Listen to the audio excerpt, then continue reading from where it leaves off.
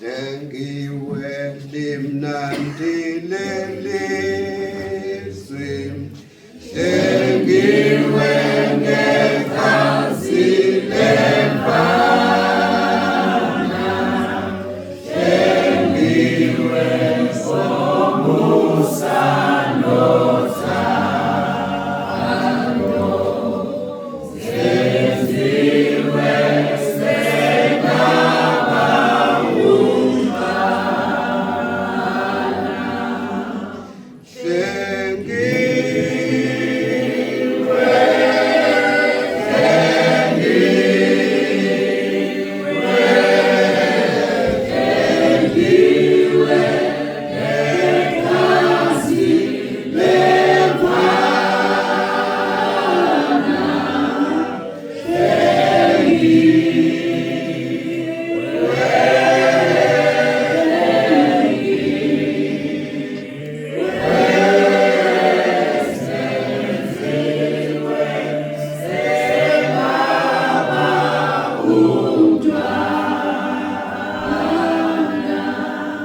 uJesu Kristu uyinkosi.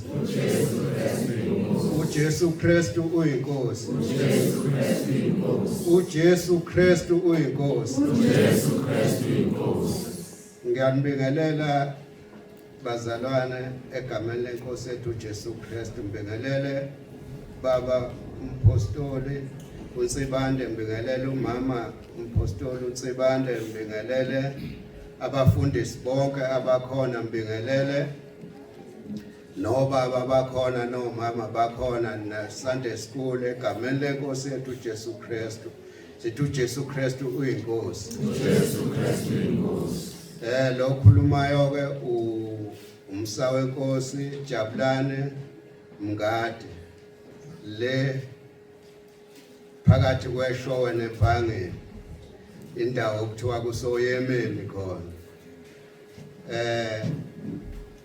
Ngibongeke ukuthola leli thuba bazalwane lokuthi ngizokhuluma ngezinto esikade engade ngizenza ngingakamukeli lo musa kaNkulunkulu.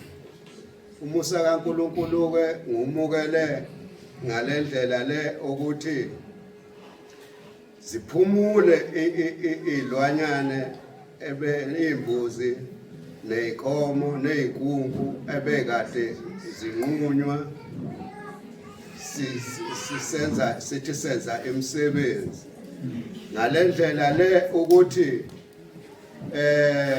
ngibonge nendodakazi ukuthi iyona eyaqhamuka eyafikisa ubukhanya lapha ekhaya lakwaMngadi, ngoba ngalesi sikhathi simukele umusa yona yayithi mesithi senza umsebenzi ngaleyo nkathi leso sikhathi yayivele yenze njani, isuke ihambe ithi saye enkonzweni le eRichards Bay, sisale thina senze lo msebenzi esiwenzayo, ibuye ngaleso sikhathi sesiwenzile lo msebenzi.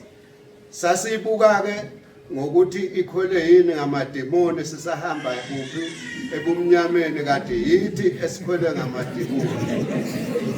Ngibongeke umusa owafika kuleyo ngane ekuthiwa uSinenhlanhla Mngadi, esathola umusa ngayo ngokuba ihambe isilethele ukukhanya, uphele ukubulala izilwanyane engenasidingo, ukusibulalela izinto engenasidingo, sisebenziswa ukungazi nokuhamba ebumnyameni.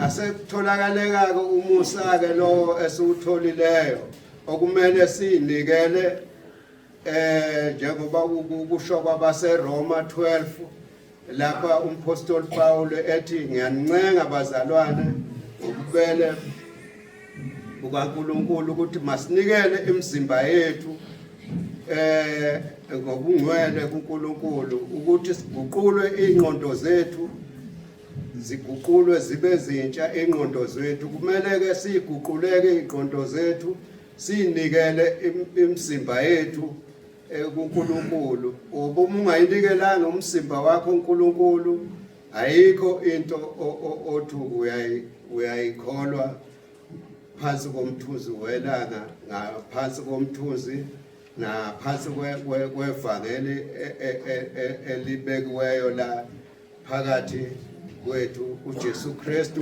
uyinkosi uJesu Kristu uyinkosi uJesu Kristu uyinkosi amen.